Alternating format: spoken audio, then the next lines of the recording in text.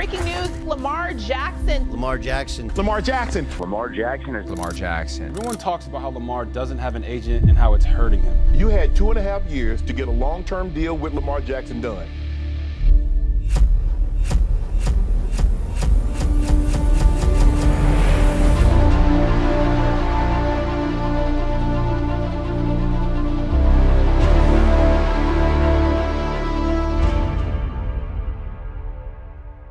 Joke's on you, I just got you to commit to a video about the obscure nuances of NFL contract structures based on rules that are 70 years old that ultimately might result in the next generation of quarterbacks having to rethink how they approach guaranteed money in negotiations on their second deal. Gotcha. Also, yes, you might have noticed that I have moved right into the middle of downtown Los Angeles based on work that I am now doing with the Chargers and their media department. I'm working with, obviously, the NFL and their media department. They're also based in LA, so it was kind of necessary for me to come up here. I have not yet built out my new shooting space, but you will get to see it in full once that is done. But for now, we're winging it. Look, the Lamar Jackson situation, if you even want to call it a situation, maybe that's not the correct word for it, but whatever you want to label it, it's very complicated, and there's a lot of different angles that we can approach this from. I'm mainly just going to stick to the deal that he reportedly wants. Keep in mind that he denied that he wants a fully guaranteed deal like Deshaun Watson. It has been reported that he just wants something near that. You know, Deshaun got $230 million. It's been speculated that Lamar would take $200 million and have the last year not be guaranteed, but the first 4 years be guaranteed just like Deshaun's. So it's still an approximation of the Watson deal and still hundreds of millions of guaranteed dollars, which in itself is very difficult to do. And the reason that Lamar wants this deal is honestly pretty understandable because in his mind, he's more worth it than Deshaun Watson was. He's a former MVP. He won it very early in his career. He led the league in touchdown passes. His win rate is absolutely absurd. Like, he very rarely loses games when he's actually on the field. He's arguably, or maybe inarguably at this point, a better overall player than Watson. And, you know, didn't get sued 27 times in civil court or whatever the number ended up being. I kind of lost count after a couple dozen. So yeah, pretty sound argument by Lamar to be more worth that type of deal than Deshaun Watson was. And I'm sure that some of you already know this, but many of you might not. There's a very obscure rule in the CBA between the NFL Players Association and the league itself that is complicating these negotiations a lot because as of right now, the Browns are really the only team to ever push the envelope on this rule. Article 26, Section 9 of the Collective Bargaining Agreement states that guaranteed money attached to NFL contracts has to be put into separate escrow accounts up front after those deals are signed so that the money is guaranteed to those players. Putting the money in escrow protects these players from not getting paid future earnings if the owner happens to become insolvent somehow or whatever. So the money is already set aside if the owner somehow loses all their assets and can't pay those contracts. Again, it is set aside up front when the deal goes through, sort of. There's some nuances to that we'll clarify in just a minute. It's based on when the deal is signed in the calendar year. It's a whole thing, but we'll get to that. For now, though, if you're doing the math in your head as you've been following along, it probably already clicked for you, but just to reiterate, to pay out a type of deal that Deshaun Watson got from the Browns, that means that literally ownership has to come up with hundreds of millions of dollars in cash in a very short period of time, rather than, say, paying out only $45 million a year, year over year for 5 years, which is a little bit more manageable in terms of, you know, moving money around and selling assets and doing business stuff to come up with $45 million in cash. You know, billionaire shit. Every owner in the NFL is a billionaire, but, you know, kind of the dirty secret amongst the Three Common Club is that not every billionaire is the same in terms of net worth versus liquid cash available, because there's a huge difference between net worth and liquid cash. Net worth is going to be all of their assets added up minus their liabilities and debts, right? So that includes businesses, that includes hard assets like fine arts or real estate, you know, stuff that billionaires own, you know, whatever they're hiding in the Caymans, all that shit, right? That all goes into their net worth. Liquid cash is just cash. Like, that's just straight up currency. They don't pay players with real estate and fine art. They pay them with cash. And not every owner has the same access to liquid cash as some other owners, because more, or rather a higher percentage of their net worth might be tied up in non-liquid assets. There's a reason why the Bengals finally got a naming rights deal on their stadium the year after they went to the Super Bowl. It's not that they couldn't have done it before, but they realized pretty quickly that they did not have the cash flow to eventually pay the guaranteed money that is going to be required to Joe Burrow and Jamar Chase, and maybe even T. Higgins on top of that. They straight up did not have the cash to make that work. Hence, the naming rights deal for what is now known as Paycor Stadium. If you want to know why most of the NFL, even if they don't admit it, they really are pissed at the Browns, it's because of the new standard that the Haslam family set in terms of the amount of cash that owners need to have on hand to pay their players. It accelerated the amount that is necessary way higher than like half the league can handle. And keep in mind that the Haslam family has like $12 billion available in assets, right? They can raise that type of cash a lot easier than many other owners, where $230 million guaranteed would be a significantly larger percentage of their total assets compared to the percentage that it's coming out of the Haslam checkbook, right?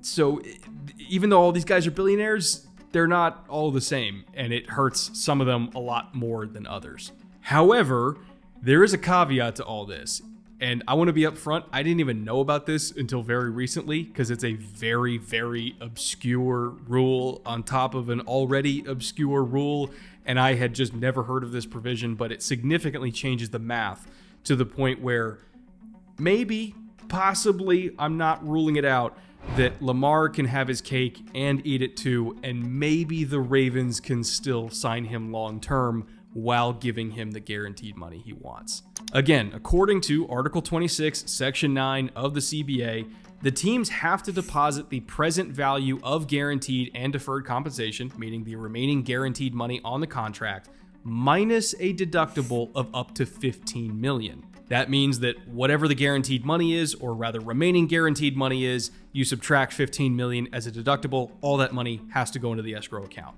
However, the funding calculation, meaning how much they need to deposit into those escrow accounts, shall not exceed 75% of the total value of the contract based on whatever the present value calculation is for that year.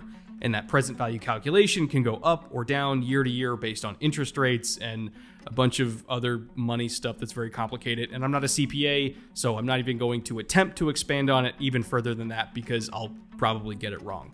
Anyway, to put it plainly, what this all means is that on, let's say, a $100 million deal, if it was all guaranteed, for instance, only roughly 60 million of that would have to be put into escrow, not the full 100 million. Because again, it's 75%, or roughly 75 million, minus the $15 million deductible, which then makes it 60. Now, to complicate things even further, because of course the league just has to make this even harder to follow, there is a January 31st date each year on the league calendar where the league basically audits all of the remaining guaranteed money on every single deal for every single team. Any guaranteed money not paid by March 31st of that same calendar year, which would then be in the next league year, because the league year starts in mid-March. So any money not paid before March 31st, which is usually going to be roster bonuses at the start of the league year, all of that is left over that has to be paid after March 31st has to be put into escrow by March 31st in order to guarantee those future earnings. And just in case all of that just confused some of you, like I was confused the first time I read it, I get it, it's kind of a mess. But why don't we just go back to the Deshaun contract to use that as an example, because I think that's a good teaching tool to learn exactly how all this works.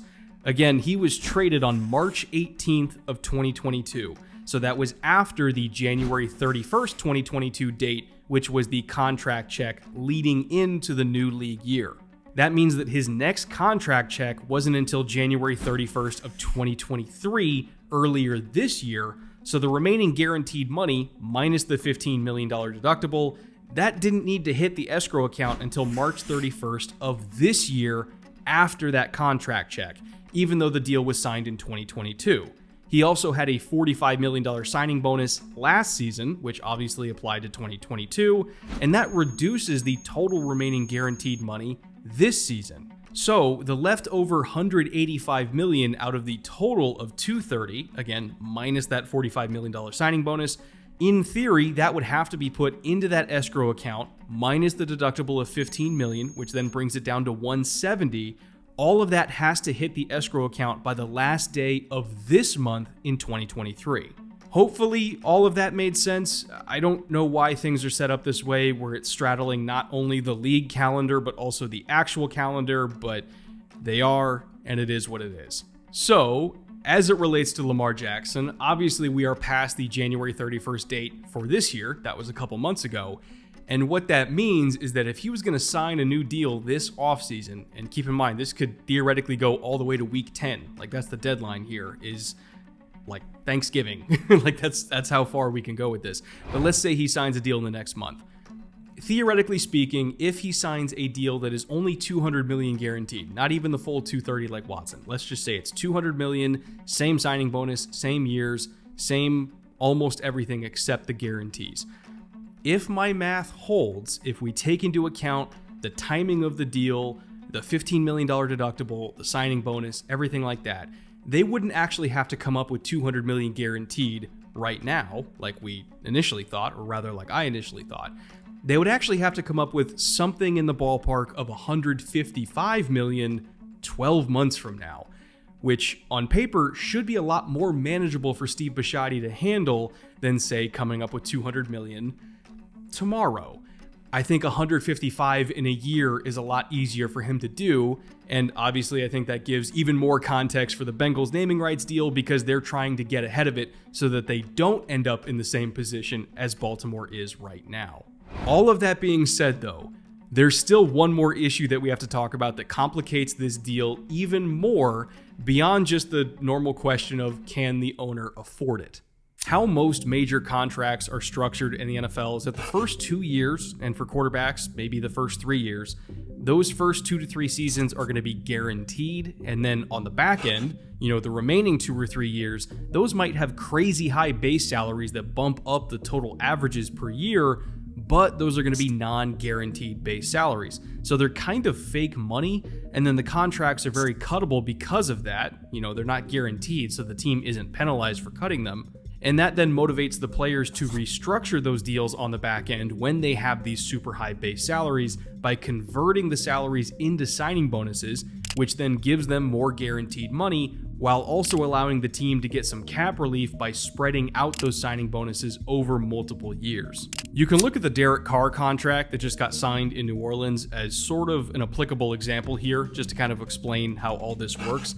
The Saints did their normal void year shenanigans on the back end that they always do to give themselves some flexibility later, but you really have to pay attention to the guarantee structure because that is the main thing that matters. Carr's first 2 years of salary are guaranteed, and it's an average of a little over 15 million in salary, but the first year in guaranteed salary is only $1.5 million because they want to keep the cap hit low for 2023, while the second year in salary is 30 million, still fully guaranteed. There's also a $28.5 million signing bonus as well to get the total guarantees at signing up to 60 million as reported, but that $28.5 million signing bonus gets evenly spread out over 5 years, so that bonus only counts for 5.7 million against the cap per year. After the guaranteed salary runs out in 2 years, you look at 2025 and 2026 on this contract, and he has another $30 million non-guaranteed base salary, and then a $50 million non-guaranteed base salary in 2026, plus those 3 more void years on the back end. These salaries are designed to be converted into new signing bonuses in each of those last 2 years, so that Carr will get more guaranteed money later, but it's a type of guarantee that doesn't have to be put into escrow right now. They can wait and literally do it years from now and be fine. Once that $30 million salary in 2025 gets converted into a signing bonus and spread out over 5 years, they will save $24 million in cap space that season, and then the $50 million salary the year after that would also likely get converted into a bonus, or at least part of it would be, in order to save a bunch of money in 2026. That gives the Saints all the way until 2027 to figure out how they're going to take the worst of that cap hit with these void years. And by then, the cap will have gone up by so much, and the QB market will likely be so insane that it probably won't really be that bad of a hit, relatively speaking, anyway. Now, with all of that in mind, let's go back to the Deshaun contract and how inflexible it is in terms of moving money around the cap, or rather, their inability to move money around the cap. The Browns only have 1 void year on the back end of that deal, not 3, so there's less years available to spread things out over time. And again, all of Watson's base salaries in 2024, 2025, and 2026 are all guaranteed. On top of that, the signing bonus was huge up front, so the prorated bonus that they're still paying as of right now is already about $18 million per year against the cap, and that's just for the signing bonus, let alone the salary on top of it. And that hit for the bonus is 3 times higher than the existing bonus for Carr. The Browns just converted a chunk of his 2023 base salary into another signing bonus this year to try to open up space again earlier this month, but all that really did is just push even more money into the last 3 years of the deal that already have a lot of guaranteed money in them. So yes, his cap hit for 2023 is only at $19 million, but his cap hit for the next 3 consecutive seasons has gone up to about $64 million in each of those years, and that's all guaranteed. So they can't cut him because the dead cap hit would be massive, and they can't just keep converting it into a signing bonus every single year because they don't have enough years to really spread it out, and at some point they'd be looking at like an $80 million cap hit by 2026 if they did that. Hell, the dead cap hit, if they did cut him next season for whatever reason, is already at $200 million, which is utterly absurd. Literally, the only way to get cap relief from this deal would be to extend Watson again past 2027 so that you could get more years to work with in order to spread out these signing bonuses after you're converting the salaries, but therein lies the problem. What if Deshaun Watson is not actually worth the extension? Just put all the horrific off-the-field stuff aside for like 30 seconds, which I know is very hard to do because horrific is the best word to describe all that.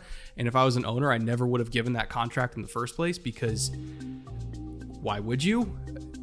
What the fuck, Jimmy? Like, why would you do that deal? But anyway, let's put that aside for 30 seconds and just talk about pure on-field production. What if he's not good enough to justify the extension? It's not like he played that well last year. What if that continues? What if he never bounces back to become like a good plus starting quarterback? And then you're stuck paying him 25% of your cap space, and maybe he's like an average quarterback. And you feel like you have to extend him even more just to get some sort of cap relief. And so you're stuck paying top of market to an average quarterback, and you can't get out of it. That's the nightmare scenario. Teams don't want to sign a deal that they can't get out of. I truly do believe that the Ravens are terrified of giving the type of deal that he wants, not because they don't believe in him as a quarterback. I think that they think he's amazing, and he is amazing. He's an MVP candidate.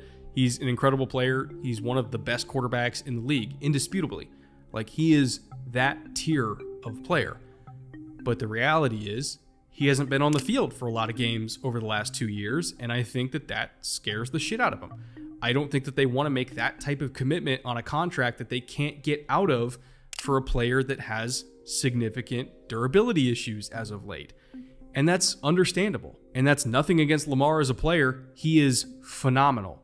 But from a financial standpoint, there are not many organizations that would make that type of financial commitment to a player that they're not 100% sure is actually going to be playing. There might only be one organization in the entire league that would give out that type of deal, and they already gave it to Deshaun Watson. I don't know what's going to happen with Lamar over the next several months, but I do know that this is extremely complicated, and it gets more complicated with each passing day. And if anybody tells you that they know what's going on, they're fucking lying, okay? The only people who know what's going on right now are Lamar and his mom and whoever Saint Omni is. I don't think we even have an answer on that yet. I'm recording this on Wednesday the 22nd, by the way, so by the time this comes out, it could be completely obsolete.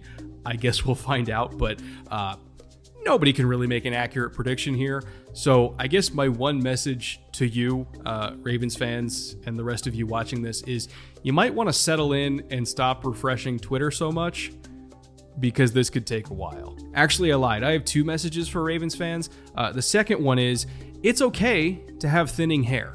God, that was such a shitty transition for a Roman ad, but you know what? We're going with it anyway. Look, I want to stand in solidarity with my fellow 30-something men that have already had their hair start to thin, and I am not afraid to show you this. I'm not embarrassed by it whatsoever, but I want you to understand that I understand where you're coming from. This is a picture of my own hair that I took like 2 days ago. All right, I'm only 31, and I'm already starting to thin. I actually started to thin several years ago, like when I was in my mid to late 20s. So believe me, I get it. It happens to the best of us, or in my case, the worst of us, and that's okay. I am not embarrassed by it. But I will say this. If you are going through a similar thing, and if you would like to seek any sort of treatment for it in order to stimulate and promote hair growth, 70% of men after 4 months of using minoxidil have reported increased hair growth. And if you're not familiar with minoxidil, that is the generic term for the active ingredient in Rogaine, which is, a treatment that generations of men at this point have turned to stimulate hair growth and to preserve the hair that they have. So if you would like to get minoxidil and try it out for yourself, you can use my link in the description below and get it from Roman, and they will include your first month free. And again, over 4 months, see how you like it, see if your hair, situation improves. Again, 70% is a pretty strong number. I myself am trying it now, but I have not got through that 4-month period, so I don't really have any results to report at this point. Because I'm not gonna lie to you, like I'm not gonna, say it saved my hair because I haven't got through that trial period yet. So I'm being as honest as I possibly can. Obviously, do your own research on minoxidil before you make any sort of decisions. But if you do decide you want it, Link is in the description below. That is ro.co/filmroom or ro.co/filmroom to get the first month free from Roman. They'll deliver it right to your door. the price is good. Pretty easy company to work with. Like I have 0 complaints with Roman. So so far so good. Highly recommend it. If it is something that you want to try out. So again, thank you to Roman for sponsoring this week's show. I know it's a very different one than you guys are used to seeing, but hopefully it was informative. Hopefully you liked it. And the next time you see me, we are finally talking Lions. That episode has been a long time in the making. So I'll be back with that fairly soon. And until then, later.